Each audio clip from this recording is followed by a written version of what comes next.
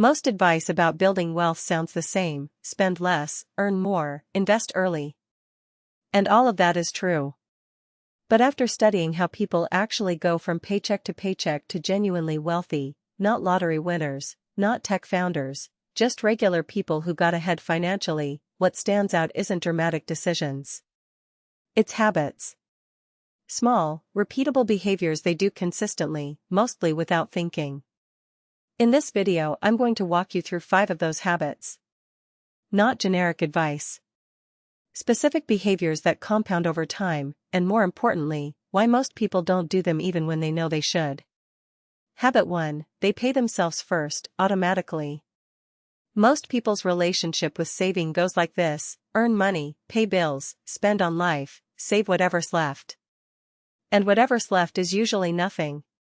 This is called paying yourself last, and it's why most people's savings accounts stay flat for years. Wealthy people, or more precisely, people who are becoming wealthy, flip this. They automate a transfer to savings or investment accounts the day after payday, before they can spend it. The amount doesn't matter as much as the habit. Even $100 a month, automatically moved the moment your paycheck lands, is more effective than planning to save $500 and not doing it. The psychology here is important: willpower is unreliable. You don't want to make 12 separate saving decisions per year. You want to make one, set up the automation, and then it happens whether you're motivated or not. If you don't have this set up, here's the fastest way to start. Log into your bank account right now and set up an automatic transfer for the day after payday, even $50, into a separate savings account. Treat it like a bill you owe yourself. In 6 months, you'll forget it exists, and you'll have money you otherwise would have spent. Habit 2, they track spending, but not how you think. Budgeting apps are everywhere.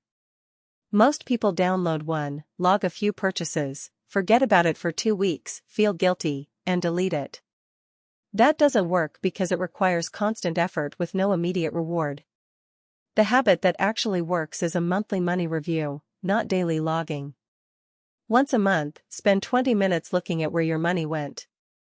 Not to punish yourself. Just to stay aware. Awareness alone changes spending behavior. When you know that you spent $400 on dining out last month, you make slightly different choices this month, not because you set a strict budget, but because you're no longer operating on autopilot. The specific numbers matter less than doing this consistently. Even a simple spreadsheet, income, fixed expenses, a total for discretionary spending, once a month, keeps you in the driver's seat of your own finances. Habit 3, they treat investing like a non-negotiable bill. Here's a mindset shift that changes everything. Wealthy people don't invest the money they have left over. They invest a set amount every month, the same way you pay rent. It's not optional. It's not based on how the market is doing. It happens on schedule. This is called dollar cost averaging, and it works because it removes the temptation to time the market. When markets are up, your investment buys fewer shares. When markets are down, it buys more.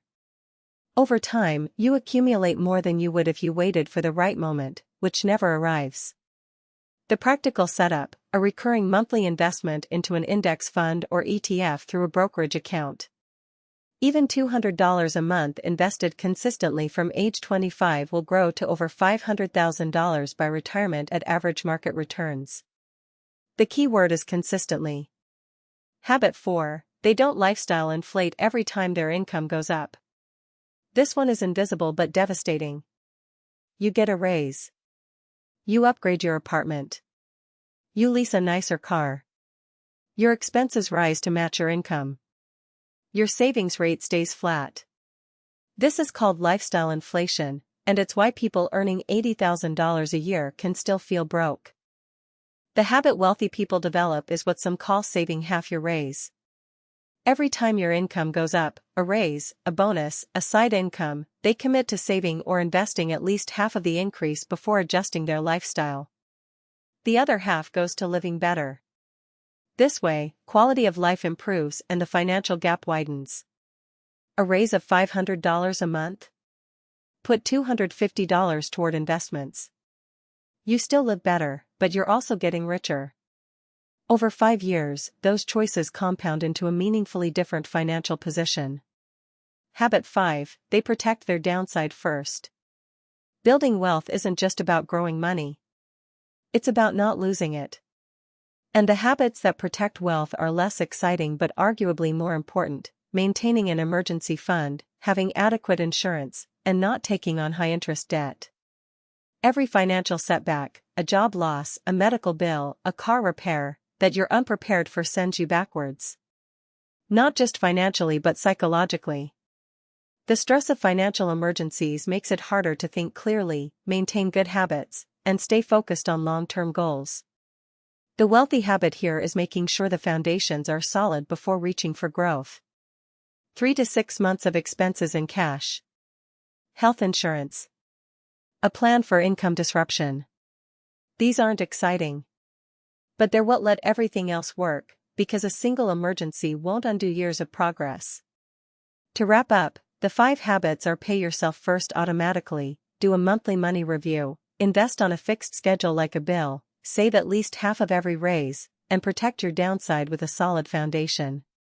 None of these require a high income to start. They require consistency and the willingness to set them up once and let them run. That's the actual secret. Not a single dramatic decision.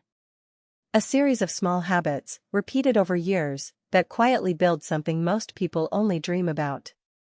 The next video covers building your emergency fund step by step, because that foundation habit is the one most people skip, and it's the one that makes everything else possible.